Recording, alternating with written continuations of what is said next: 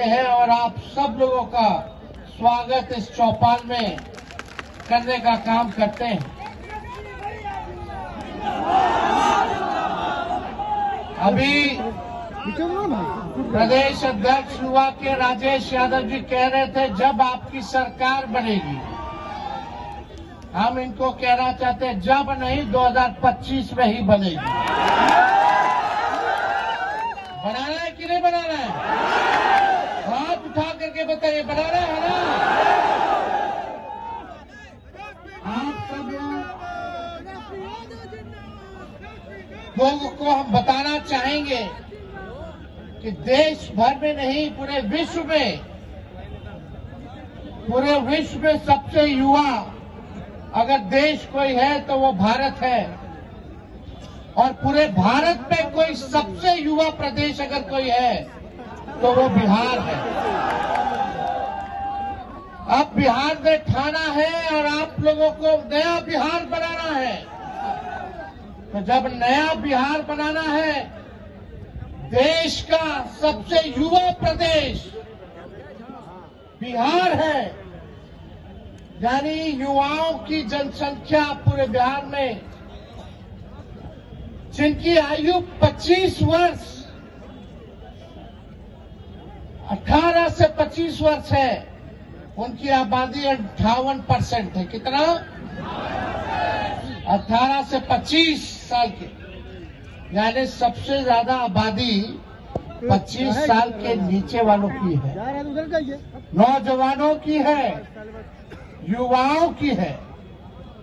तो जहां युवा सबसे ज्यादा तादाद में रहते हैं, वहां रिटायर्ड और टायर्ड मुख्यमंत्री नहीं चाहिए। बोलो 75 साल का मुख्यमंत्री चाहिए क्या? अब हम तो कुछ कहना नहीं चाहते, लेकिन हमारे मुख्यमंत्री जी अभिभावक के सम्मान करते हैं, लेकिन ये पूरा सरकार जो है बीमार हो चुका है और ये सरकार और थोड़े दिन रह लेगी तो पूरा बिहार को बीमार कर देगी।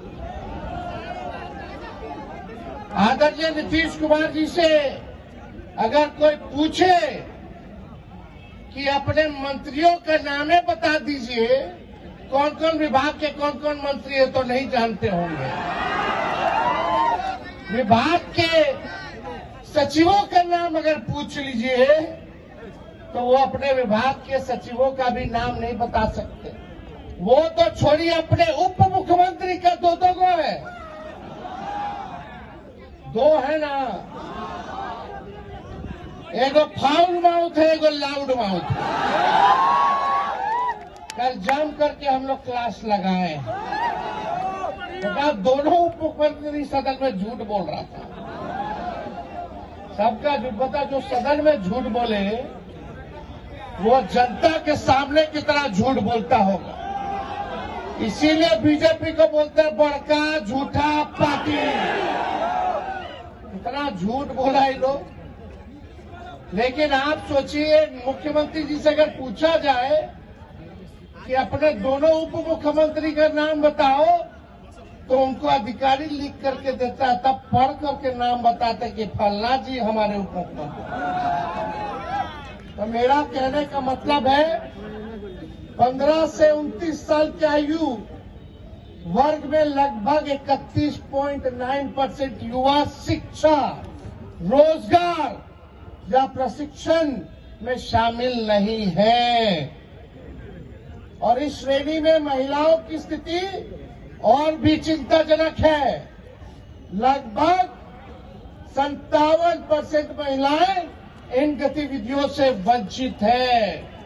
आप समझ लाइए कि 29 साल के जो नौजवान हैं, उनको कोई काम नहीं है, कोई प्रशिक्षण नहीं है, कोई रोजगार नहीं है, कोई नौकरी नहीं है, वंचित हैं लगभग 32% लोग।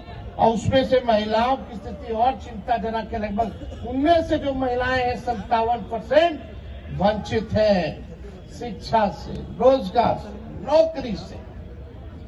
क्या स्थिति बनी हुई है पूरे बिहार में? नीति आयोग का रिपोर्ट देखो तो बिहार सबसे गरीब प्रदेश है। प्रति व्यक्ति आय, प्रति व्यक्ति निवेश में बिहार सबसे पीछे है। बेरोजगारी में, गरीबी में नंबर 1 है, पलायन में नंबर 1 है। लेकिन आप सोचिए, मुख्यमंत्री जी से अगर पूछा जाए कि अपने दोनों उप मुख्यमंत्री का नाम बताओ, तो उनको अधिकारी लिख करके देता है, तब पढ़ करके नाम बताते कि फलना जी हमारे उप मुख्यमंत्री। तो मेरा कहने का मतलब है 15 से 29 साल की आयु वर्ग में लगभग 31.9% युवा शिक्षा, रोजगार या प्रशिक्षण में शामिल नहीं है। और इस श्रेणी में महिलाओं की स्थिति और भी चिंताजनक है। लगभग 57% महिलाएं इन गतिविधियों से वंचित है। आप समझ लाइए कि 29 साल के जो नौजवान हैं, उनको कोई काम नहीं है, कोई प्रशिक्षण नहीं है, कोई रोजगार नहीं है, कोई नौकरी नहीं है, वंचित है लगभग 32% लोग। और उसमें से महिलाओं की स्थिति और चिंताजनक है। लगभग उनमें से जो महिलाएं हैं 57% वंचित है शिक्षा से, रोजगार से, नौकरी से। क्या स्थिति बनी हुई है पूरे बिहार में? नीति आयोग का रिपोर्ट देखो तो बिहार सबसे गरीब प्रदेश है। प्रति व्यक्ति आय, प्रति व्यक्ति निवेश में बिहार सबसे पीछे है। बेरोजगारी में, गरीबी में नंबर 1 है, पलायन में नंबर 1 है, और किसानों के आय में बिहार जो है सबसे फिसड्डी है। किसानों का आय नहीं हो रहा। महंगाई की मारामारी है। सब लोग जो है परेशान है इस मौजूदा सरकार से। थाना चले जाइए, ब्लॉक चले जाइए, तो केवल बिना घूस दिए हुए कोई काम नहीं होता। कोई होता है काम?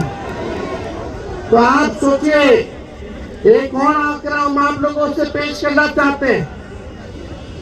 18 से 23 वर्ष के युवाओं के लिए बिहार में प्रति 1 लाख आबादी पर केवल 7 कॉलेज है। समझ जाओ, 18 से 23 साल के जो वर्ग है युवा के, प्रति लाख आबादी पर केवल 7 कॉलेज है। बताओ कहां जाएगा पढ़ने?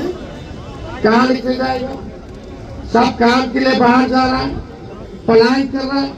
पढ़ाई के लिए लोग जो है नौजवान बाहर जा रहे हैं।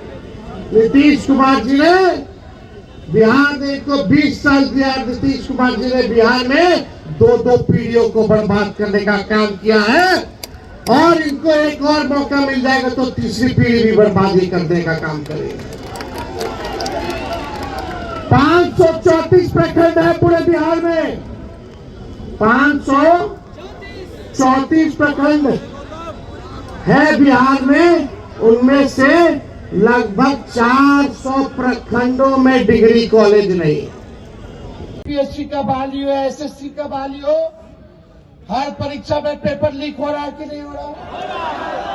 और हमको दर्द होता है जब भी छात्रों पर, अभ्यर्थियों पर एक एक लाठी पड़ता है तो तेजस्वी को चुभता है इनका तीर। ये नीतीश जी का जो तीर है, जब जब छात्रों पर इन्होंने लाठियां चलाई नहीं, तोड़ी है उनके पीठों पर, तब तब तेजस्वी को दर्द हुआ है, चुभा है। क्या बना रहे? पेपर लीक कर रहे, अपने अधिकार के लिए लड़ रहे। बीपीएससी वाले अभी भी आंदोलन पे। हम लोग गए, मिले मुख्यमंत्री को, 2 बार चिट्ठी हमने लिखा। कल भी हमने अपने विधानसभा के भाषण में हमने बीपीएससी की चर्चा की, लेकिन उस पे एक शब्द भी सरकार के लोगों ने, नौजवानों पे एक शब्द उन्होंने नहीं कहने का काम किया। और आश्चर्य बात है, हम सोचे बिहार के इतिहास में पहली बार ऐसा हो रहा होगा देश में, जब कोई नेता प्रतिपक्ष भाषण दे रहा हो तो मुख्यमंत्री गायब हो। वो गायब काहे थे? क्यों नहीं आए आप सामने मुख्यमंत्री जी? और जैसे हम भाषण देके बाहर निकले तुरंत टनाटन आ गया अंदर। अरे भाई, उनको अधिकारी लोग और कुछ बीजेपी का कुछ जो उनके पार्टी में मानसिकता वाला नेता लोग पकड़ के बैठाया हुआ था, मत जाइए।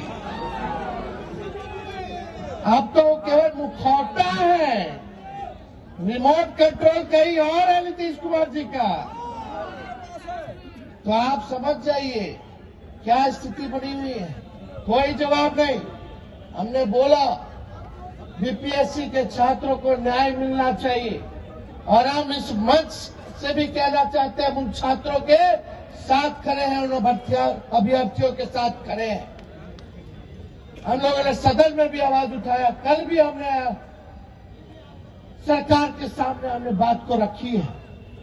और ये बार बार लाठी तोड़ते, आपको पता होगा जब हम लोगों की सरकार थी 17 महीने, तो कुछ छात्र आंदोलन कर रहे थे, तो एक एसडीएम जो है लाठी मार रहा था छात्र को। एक तिरंगा लेकर के छात्र खड़ा था, लेटा हुआ था, वो एसडीएम जो लाठी मार रहा था, हमारे सरकार में 17 महीने के हम मुख्यमंत्री के पास जाकर के उस अधिकारी को हटवाने का काम किया।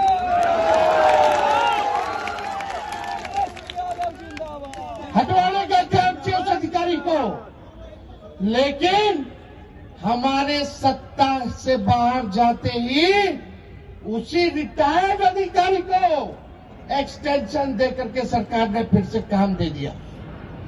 ये समझो क्या सरकार है? रिटायर्ड लोगों को, रिटायर्ड अधिकारियों को ये लोग एक्सटेंशन दे रहे हैं। जिन लोगों ने छात्रों का सर फोड़ा, लाठी तोड़ी, उनको जो है रिटायर्ड होने के बाद भी रखने का काम कर रहे हैं। हमारी सरकार बनेगी तो किसी छात्र पर लाठी नहीं चलेगी। और हम आप सब लोगों को कहते हैं, ये सरकार तो अस्वस्थ है, ये सरकार बीमार है, ये सरकार आउटडेटेड है, ये सरकार ओल्ड मॉडल है, और ये सरकार रूढ़िवादी है। ये लाठी मार सरकार हम लोगों को नहीं चाहिए। और हमने पहले भी पूरा बिहार घूमा, हमने घोषणा किया कुछ योजनाओं का कि माई बहन मान योजना हम लोग लाएंगे। माई बहन मान योजना के तहत सरकार बनने के 1 महीने के भीतर 2500 रुपया हमारी बहनों माताओं के खाते में हर महीने हम लोग देने का काम करेंगे, उनको आर्थिक न्याय देंगे। मिलना चाहिए कि नहीं मिलना चाहिए? हम लोग मांग किए बजट में, सरकार ने ठेंगा दिखा दिया, महिलाओं को अपमानित किया, महिलाओं को ठगा। लेकिन तेजस्वी वादा करता है, और ये वादा नहीं समझो, ये प्रण समझो, जो हम कहते हैं वो करके दिखाते हैं। भले ही तेजस्वी का उम्र कच्ची हो, लेकिन जुबान कच्ची नहीं है। 200 यूनिट फ्री में बिजली मिलना चाहिए कि नहीं मिलना चाहिए? स्मार्ट मीटर से लोग परेशान है कि नहीं है?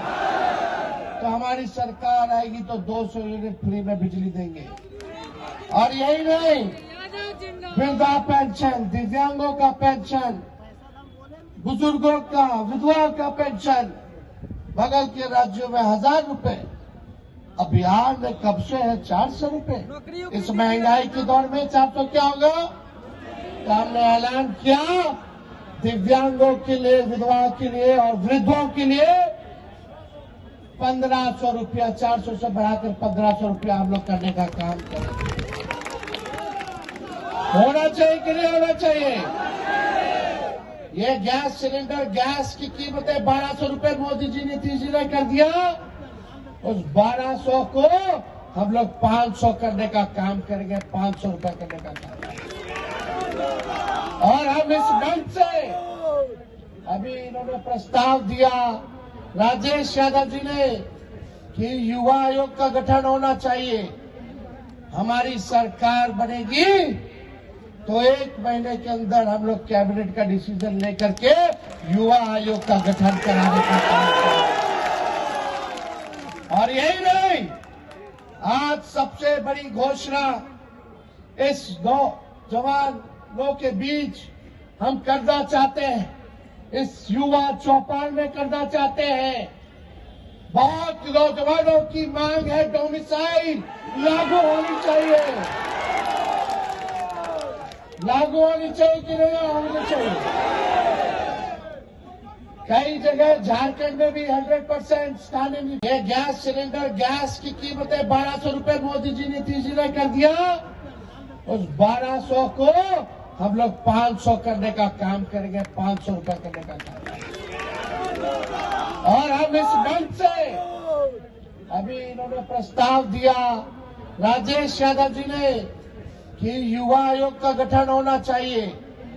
हमारी सरकार बनेगी तो 1 महीने के अंदर हम लोग कैबिनेट का डिसीजन लेकर के युवा आयोग का गठन कराने का काम करेंगे। और यही नहीं, आज सबसे बड़ी घोषणा इस नौजवानों के बीच हम करना चाहते हैं, इस युवा चौपाल में करना चाहते हैं। बहुत नौजवानों की मांग है, डोमिसाइल लागू होनी चाहिए। लागू होनी चाहिए कि नहीं होनी चाहिए? कई जगह झारखंड में भी 100% स्थानीय नीति हो, डोमिसाइल हो, लागू किया गया था, लेकिन एक तकनीकी कारण की वजह से वह लागू नहीं हो पाया, कोर्ट कचहरी में रुक गया था। लेकिन हमने बड़े बड़े विद्वानों से बात किया, बड़े बड़े कानून के जानकारों से बात किया, और तब हम लोग निर्णय ले रहे हैं कि बिहार में हम लोग स्थानीय नीति को लागू करेंगे। 100% डोमिसाइल को लागू करेंगे। होगा कि नहीं होगा? करना है ना? सब लोग साथ दीजिएगा ना? तो डोमिसाइल हम लागू करके दिखाएंगे। और यही नहीं, एक और नौजवानों के लिए घोषणा करते हैं कि जितने नौजवानों को हम लोग लाखों में रोजगार और नौकरी देंगे, आप लोग जब अभ्यर्थी बनोगे तो फॉर्म लेना पड़ता है। इस सरकार ने फॉर्म की कीमतें बढ़ा दी। हमारी सरकार बनेगी तो फॉर्म का पैसा नहीं देना होगा। और यही नहीं, आने और जाने का किराया भी सरकार देगी। मिलना चाहिए कि नहीं मिलना चाहिए? डोमिसाइल लागू होना चाहिए कि नहीं होना चाहिए? फॉर्म का फीस माफ होना चाहिए कि नहीं होना चाहिए? आने जाने का किराया माफ होना चाहिए कि नहीं होना चाहिए? और 17 महीनों में हम लोगों ने एक भी पेपर लीक नहीं होने दिया। 5 लाख लोगों को सरकारी नौकरी दिया ना? 3.5 लाख नौकरी प्रक्रियाधीन कराए। आज बीपीएससी के छात्रों को कहना चाहते हैं, अभ्यर्थियों को कहना चाहते हैं, आज लाठी पड़ रहा है, हमारी सरकार में नहीं पड़ेगा। हमारे ये अभी लोगों की सरकार की देन है, 17 महीने की देन है कि अभी बहालियां जो है प्रक्रियाधीन जो करा के आए थे वही निकल रहा है। हम लोगों ने नियमित शिक्षकों को राजकीय कर्मी का दर्जा दिया। 4.5 लाख नियमित शिक्षकों को जाति जनगणना करा। आरक्षण हम लोगों ने 65% करने का काम किया, बीजेपी खत्म कर दिया। आज 16% पिछड़ों को, अति पिछड़ों को, दलित आदिवासियों को इस नौकरी में लाखों की तादाद में नौकरियों में नुकसान हो रहा है। हम लोग सुप्रीम कोर्ट में लड़ रहे हैं ताकि ये 65% आरक्षण फिर से लागू हो जाए। ये भाजपा आरक्षण चोर, आरक्षण खोर लोग हैं, जैसे आदमखोर होता है। ये लोग आरक्षण विरोधी, संविधान विरोधी, लोकतंत्र विरोधी, युवा विरोधी सरकार है। इन सब से हम लोगों को बदला लेने का काम करना है। इसलिए हम लोगों ने मानदेय बढ़ाया, तालमी मरकज और विकास